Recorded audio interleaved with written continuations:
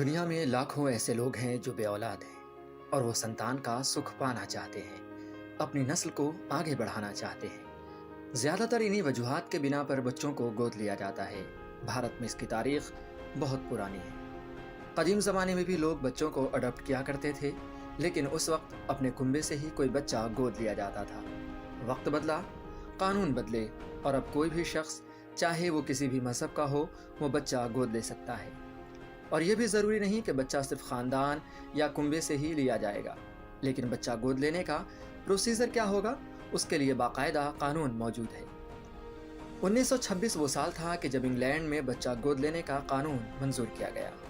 कानून बनाने का मकसद था कि जिस बच्चे को गोद लिया जा रहा है उसके राइट्स को सलामत रखा जा सके और गोद लेने के बाद बच्चे के हकीकी वालिदैन दोबारा बच्चा वापस पाने के लिए दावा न करें। भारत में अडॉप्शन पर्सनल लॉ के तहत आता है। यहाँ सभी धर्मों के लोग रहते हैं और इसीलिए यहाँ आमतौर पर दो तरह के कानून के तहत बच्चा गोद लिया जा सकता है। पहला कानून Hindu adoption and maintenance act 1956, जिसमें कुंबे के ही किसी बच्चे को गोद लिया जाता है, और दूसरा है गार्जियन एंड वार्ड्स एक्ट 1890, जिसके तहत हर मजहब का शहरी बच्चा गोद ले सकता है। इस पर सुप्रीम कोर्ट का 2014 का वर्डिक्ट भी है कि जुवेनाइल जस्टिस एक्ट में 2006 में हुई तरमीम के मुताबिक किसी भी मजहब के इंसान को बच्चा गोद लेने का हक हासिल है। नाज़रीन आदाब, अपना मुल्क अपना आइन, शक्ति संविधान की आज की इस पेशकश में आपका इस्तकबाल है। आज हम बात करेंगे अडॉप्शन से मुताल्लिक कानून की। जी हाँ, कुदरत की बेशुमार नेमतों में से एक है औलाद यानी संतान, और बहुत सारे लोग आज भी इस दुनिया में ऐसे हैं जो बेऔलाद हैं और चाहते हैं कि उनके घर में, उनके आंगन में बच्चों की किलकारी सुनाई दे। और दूसरी तरफ लाखों बच्चे ऐसे हैं जो अनाथ हैं या उनके माँ बाप ने उन्हें छोड़ दिया है या फिर वो शेल्टर होम्स में रह रहे हैं। ऐसे बच्चों को अपनाने की ज़रूरत है, लेकिन कई बार कानून से मुताल्लिक जानकारी ना होने की वजह से लोग उन्हें नहीं अपना पाते। आखिर अडॉप्शन से मुताल्लिक क्या हैं कवानीन, इनको आज की इस पेशकश में हम जानने और समझने की कोशिश करेंगे। इस अहम मौजू पर बात करने के लिए आज स्टूडियो में हमारे साथ मौजूद हैं दो खास मेहमान।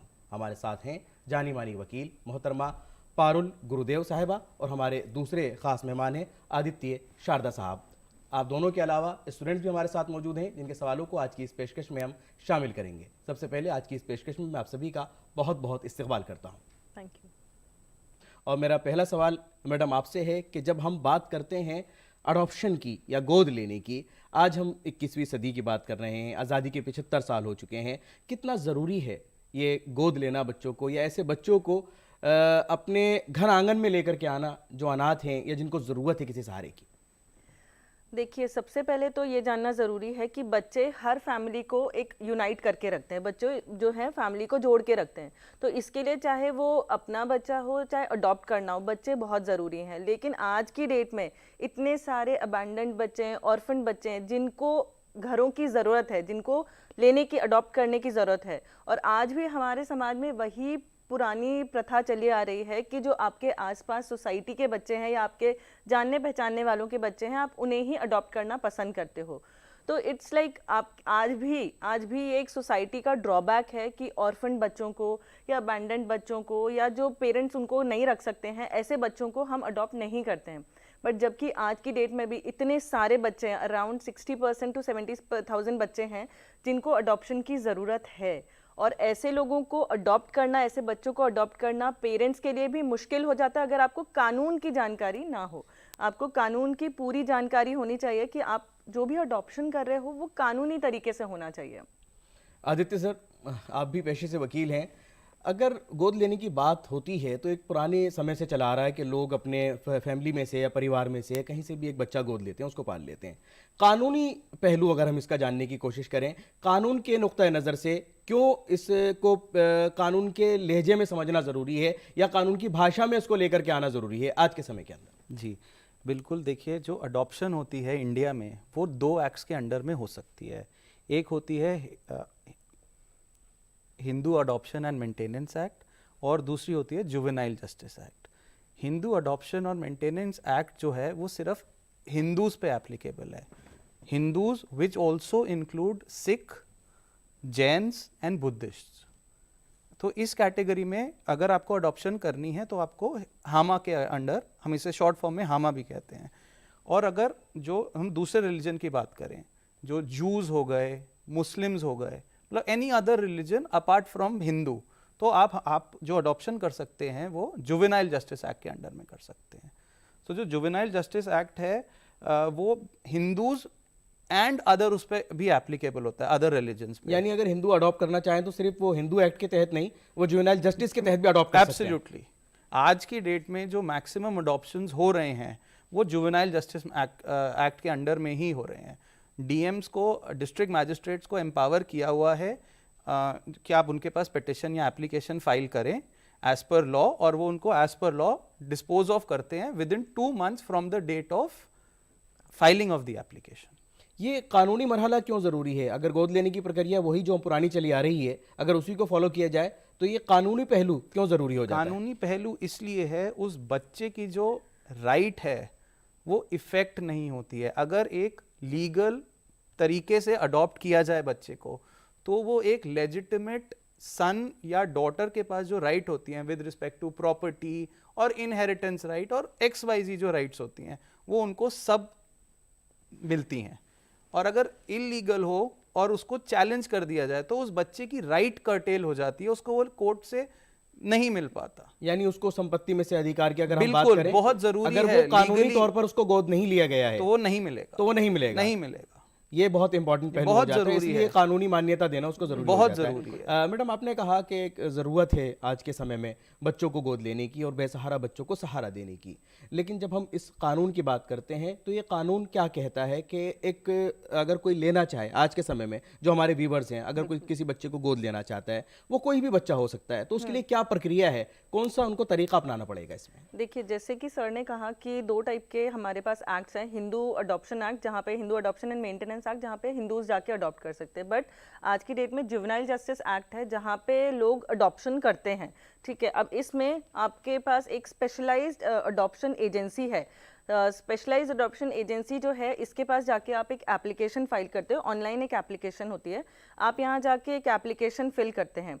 उस एप्लीकेशन को फिल करने के बाद एक सोशल वर्कर जो होता है उस स्पेशलाइज एजेंसी का, वो आपके घर आते हैं। वो आपके घर आएंगे, जो भी हम पेरेंट्स अडॉप्ट करना चाहते हैं उनके घर आएंगे, उनके यहाँ पे आकर एक होम स्टडी करेंगे कि वेदर आप केपेबल हैं कि नहीं आप अडॉप्शन के लिए। अब केपेबल का मतलब ये नहीं होता कि फिनेंशियली केपेबल, बट येस आपको मेंटली भी साउंड होना चाहिए, फिजिकली साउंड होना चाहिए और फिनेंशियली भी स्टेबल होना चाहिए कि आप बच्चे को साइकोलॉजिकली भी आपको साउंड होना चाहिए कि आप बच्चे की टेक केयर कर सकें। अब अगर उनके बाद ये होम स्टडी होने के बाद सोशल वर्कर अपनी रिपोर्ट सबमिट करेंगे और इसके बाद इन पेरेंट्स को वो बच्चा दिखाया जाएगा जो जिसे वो अडॉप्ट करना चाहते हैं।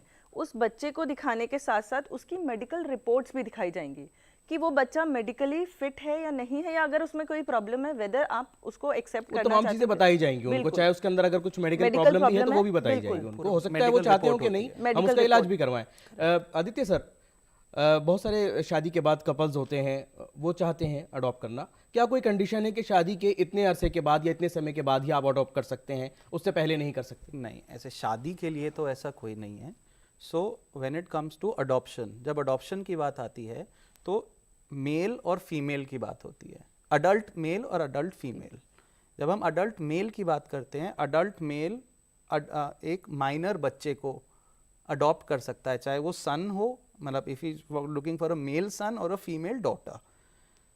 उसमें अगर उसको सन अडॉप्ट करना है तो वो 15 साल से कम उम्र की होना चाहिए। ठीक, बच्चा जो है 15 साल से कम उम्र का होना चाहिए।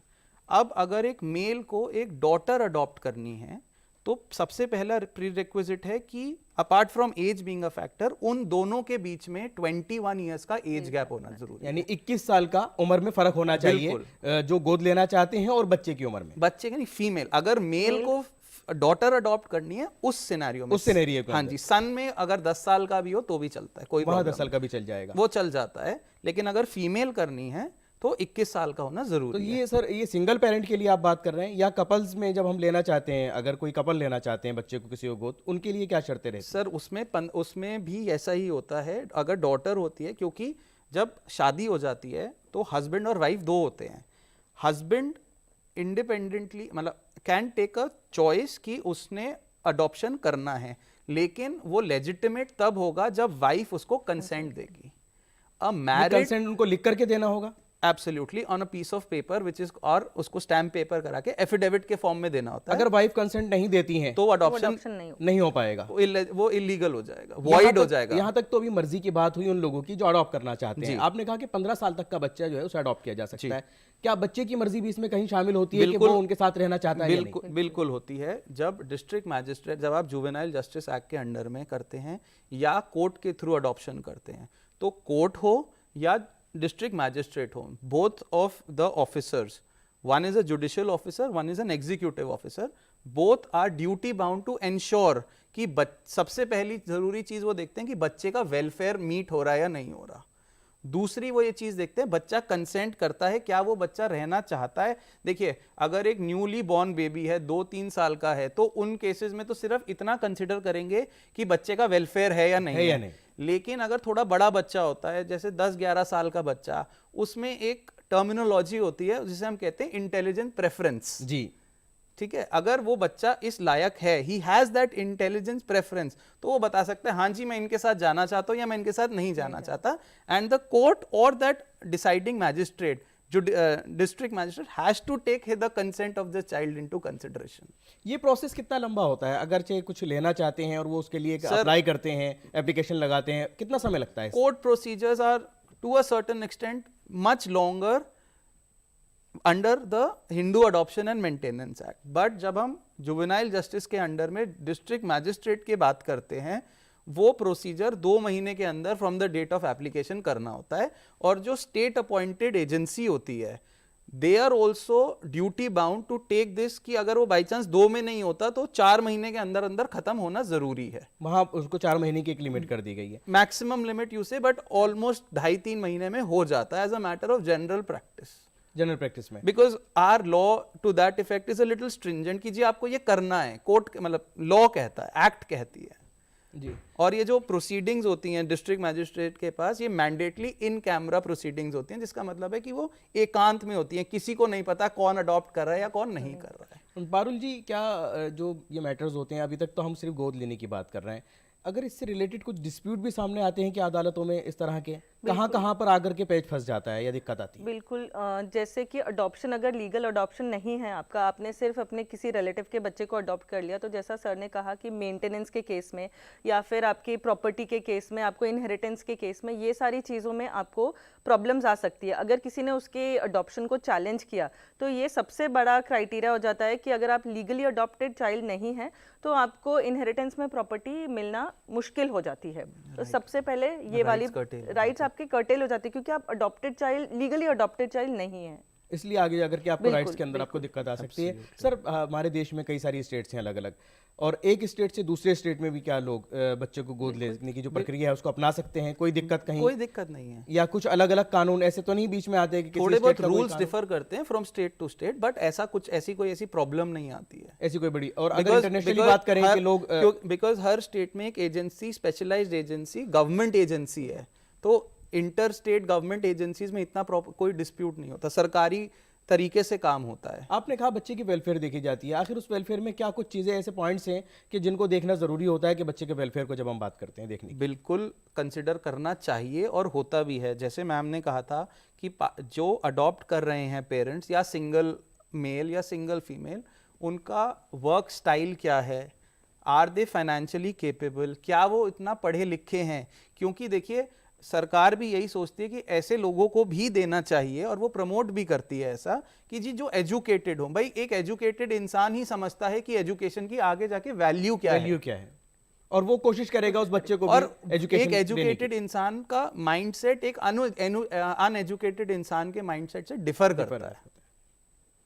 लेकिन बहुत सारे मसले ऐसे होते हैं जो आगे आकर के पेचीदा हो जाते हैं। इसमें जो भी कोई अडॉप्ट करना चाहता है, उसके लिए आप क्या कुछ एजेंसीज होती हैं जहां वो जाकर के अप्लाई करता है, और उसके बाद एजेंसीज की तरफ से उनको बुलाया जाता है, या वेटिंग पीरियड होता है कुछ, किस तरह से जो पूरा प्रोसेस होता है? बिल्कुल, जैसे मैम ने बताया था, ऑनलाइन एजेंसीज होती हैं, वो रजिस्टर्ड होती हैं, but there are certain NGOs which are not registered, but they also do it. It is not illegitimate, ना तो वो एंड नॉट इलीगल, उसका भी यही प्रोसेस होता है कि you have to follow the due process of law जो जुवेनाइल जस्टिस एक्ट में दे रखा है। मैंडेटरी नहीं है कि वो ही हो, बट इन केसेस में जो मैजिस्ट्रेट्स होते हैं वो थोड़ा सा पिंच ऑफ सॉल्ट से डील करते हैं कि भाई वो भी खुद सेटिस्फाई होते हैं when it's not a non government agency.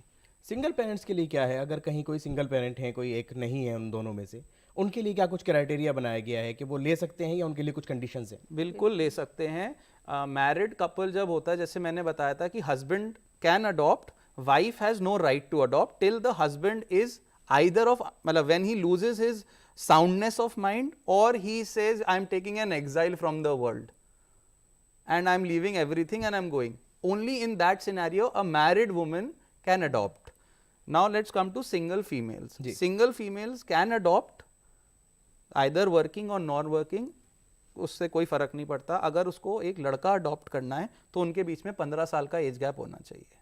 21 साल 21 साल 21 साल का, और जो है क्या कहते हैं, बच्चा 15 साल से कम एज का होना चाहिए। कुछ फाइनेंशियली कुछ कंडीशंस भी हैं और हस्बैंड, जब अडॉप्शन की हम बात करते हैं तो मेल और फीमेल में दोनों में 21 इयर्स की एज उनको क्या कहते हैं अटेन कर लेनी चाहिए बिफोर अडॉप्टिंग।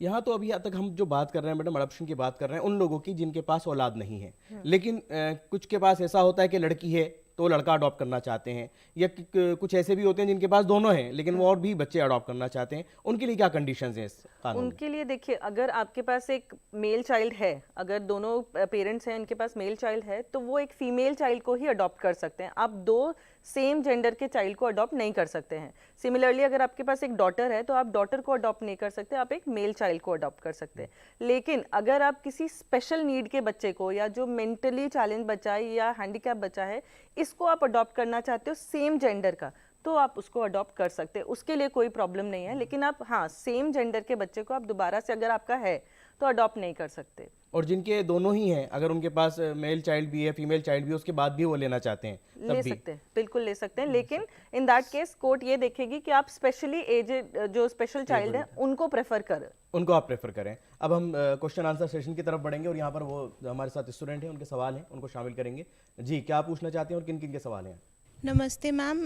नमस्ते सर, मेरा नाम जागृति है। मैं ये क्वेश्चन पूछना चाहती हूँ आपसे कि जो अडॉप्शन है, आपको क्या लगता है कि इन फ्यूचर इंडिया में अडॉप्शन बढ़ेगा, और अगर बढ़ता है तो ऐसे क्या चेंजेस या ऐसे क्या डेवलपमेंट उसमें उस टाइम पीरियड पे आ सकती हैं?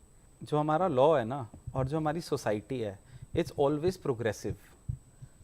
That is why we have amendments. The law and the culture of the society keeps on evolving. That is why the legislature is mindful of that factor, and whenever such a situation arises, they always amend the law after a lot of parliamentary debates and discussions. और उसमें बहुत सारे amendments हुए भी हैं, होते रहते हैं जहाँ ज़रूरत पड़ती है। लोकतंत्र है और हमने बहुत सारे कानूनों में तब्दीली की है, इसमें भी जहाँ ज़रूरत पड़ेगी वहाँ पर इसमें भी अमेंडमेंट्स किए जाते रहेंगे। समाज है, हमारी सोसाइटी आगे बढ़ती रहेगी। प्लस आप देखेंगे कि जो जुवेनाइल जस्टिस एक्ट है, उस पहले जो प्रोसीजर होता था वो थोड़ा लेंदी प्रोसीजर था without a doubt, but after coming of the juvenile justice act and the procedure laid there under, तो ये प्रोसेस थोड़ा सा कन्वीनियंटली इजी हो गया है और इसकी एक लिमिट भी मुकर्रर कर दी गई है और एक टाइम फ्रेम कर दिया गया है। एंड 2015 के जो अमेंडमेंट्स हैं उसके बाद, जुवेनाइल जस्टिस एक्ट में 2015 के अमेंडमेंट्स के बाद तो काफी इजी हो गया है प्रोसेस अडॉप्ट करना, पहले बहुत as compare to earlier point in time. जी, अगले सवाल की तरफ बढ़ेंगे। नमस्कार, मेरा नाम दीपांशु कृष्णन है। इंडिया में फॉरेन सिटीजन्स बच्चे अडॉप्ट कर सकते हैं, तो लॉ उसकी ऑथेंटिसिटी कैसे चेक करता है कि वो जो फॉरेन सिटीजन है वो कितना ऑथेंटिक है, वो किस माइंडसेट से अडॉप्ट कर रहा है, वो आगे चल के कहीं ह्यूमन ट्रैफिकिंग में उस बच्चे को पुश ना कर दे? बड़ा अहम सवाल है जी आदित्य सर, एक बड़ा अहम सवाल है कि अगर कहीं कोई गलत इस्तेमाल तो नहीं करेगा अडॉप्ट करने के बाद। सी देखिए, एक इंसान की इंटेंशन तो कोई भी नहीं बता सकता, ना कोई जुडिशियल ऑफिसर बता सकता है, but obviously there are tools and safeguards which are put in place to take care of these things कि ऐसा ना हो।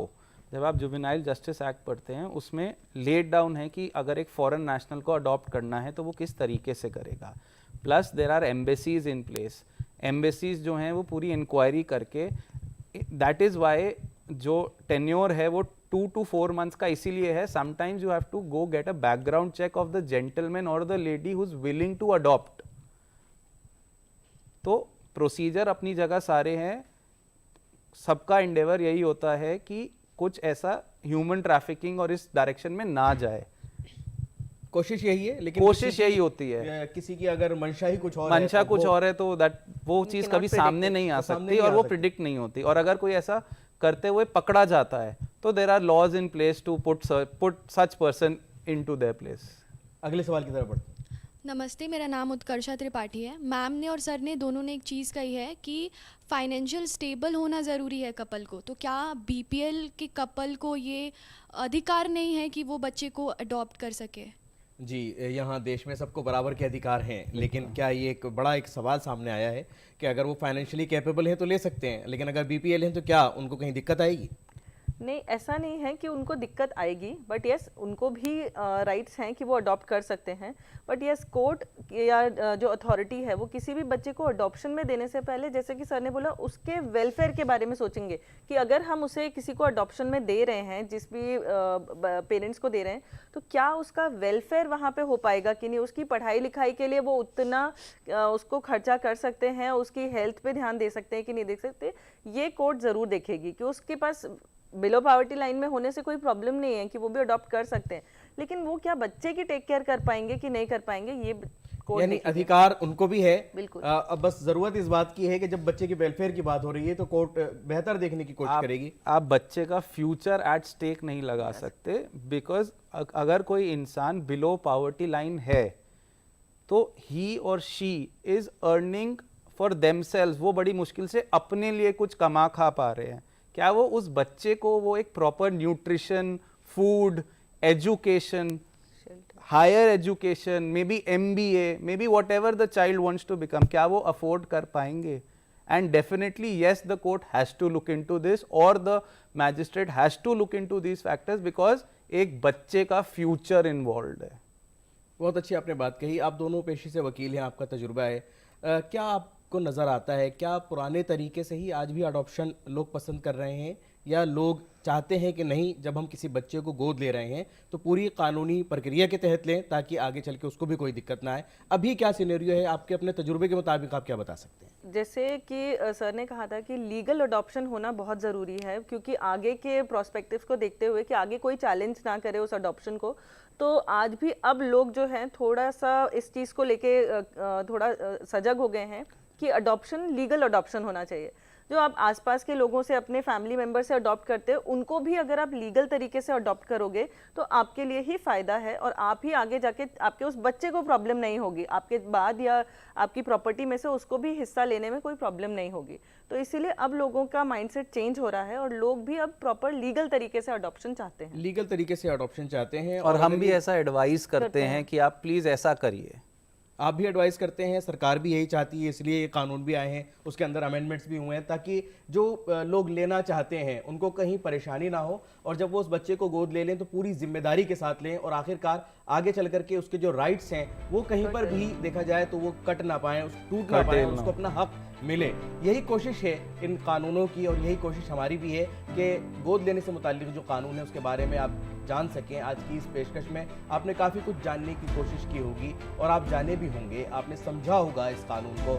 और जो बच्चे आज भी अनाथ हैं या कहीं उनको ज़रूरत है किसी सहारे की, और हम लोगों के लिए, इस सोसाइटी और समाज के लिए ज़रूरत है उनको सहारा देने की, न सिर्फ इसलिए कि उनका बचपन बेहतर हो सके, वो आगे चलकर इस देश की तामीर में अपना किरदार निभा सकें, इस देश को आगे ले जाने में अपनी जिम्मेदारी निभा सकें. इसलिए भी ज़रूरी है उन बच्चों को सहारा देना और उन बच्चों को अपनाना. आज की इस पेशकश में शिरकत करने के लिए मैं अपने दोनों मेहमानों का और तमाम स्टूडेंट्स का बहुत बहुत शुक्रगुजार हूँ. और नाज़रीन, आप भी इस प्रोग्राम से मुताल्लिक़ अपने राय मशवरे हमें ईमेल कर सकते हैं. आज की इस पेशकश को हम यही मुकम्मल करते हैं और आपको छोड़े जाते हैं कानून से मुताल्लिक़ कुछ अहम मालूमात के साथ. हम फिर हाजिर होंगे किसी अलग और ख़ास मौजू के साथ. तब तक के लिए हमारी पूरी टीम को दीजिए इजाज़त.